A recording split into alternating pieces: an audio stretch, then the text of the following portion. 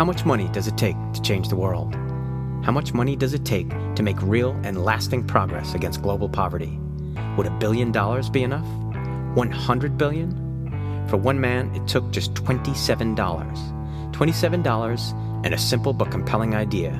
That man is Muhammad Yunus, and his idea started a global revolution that has brought hope, opportunity, and pride to some of the poorest people on earth.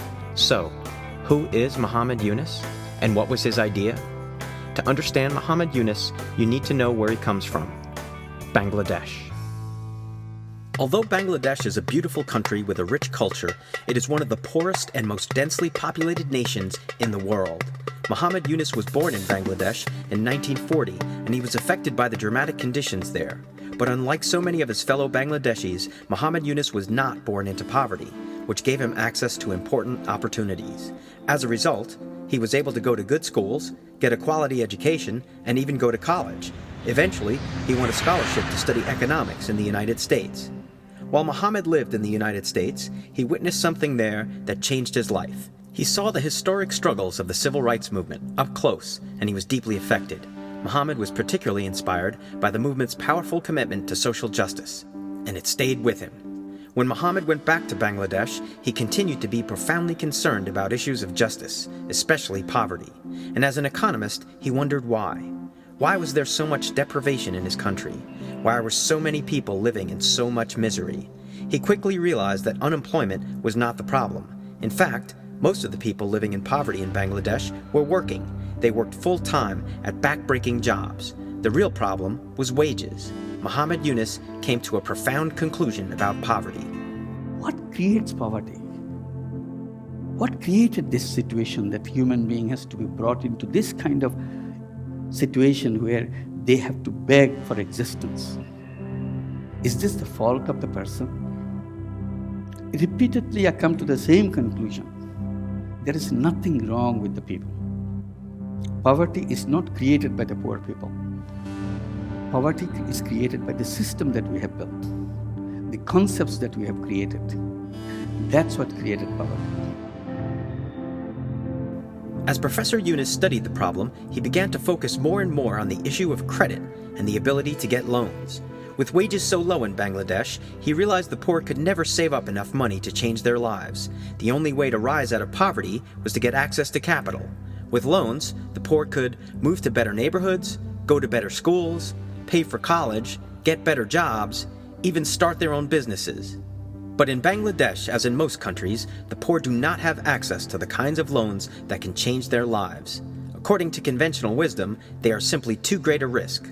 They have low incomes, no collateral, no history of credit, and belong to a group that is generally not regarded very highly.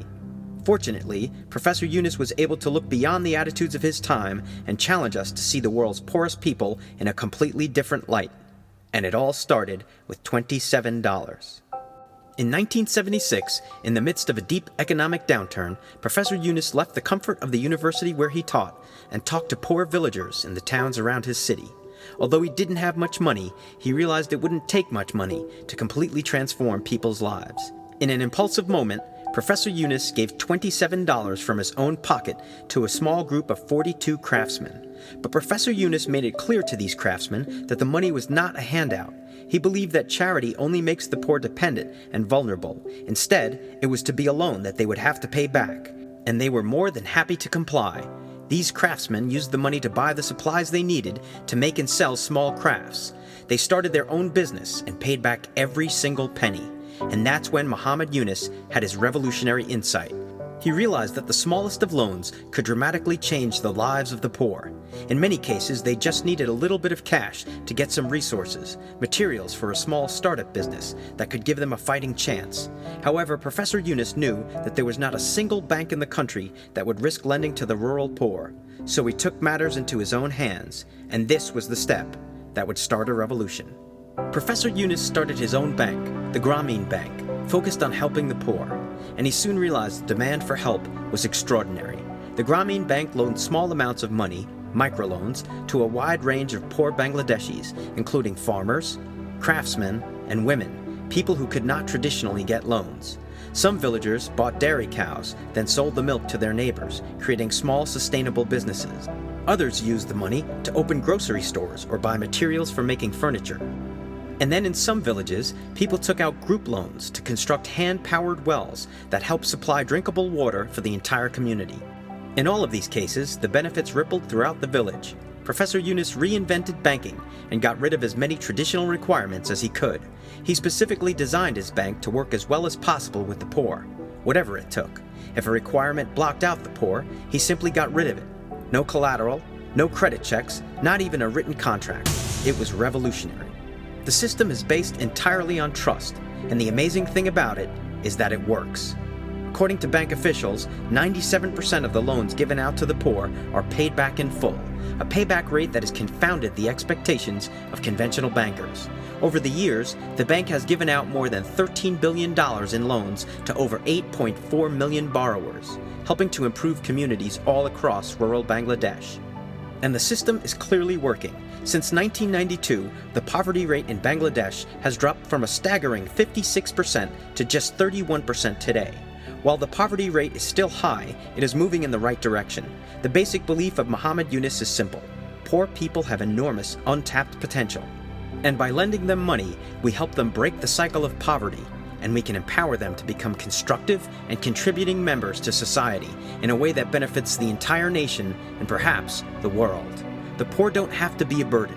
In fact, they can be an incredible resource. It is a powerful idea and one that has proved to be extremely successful.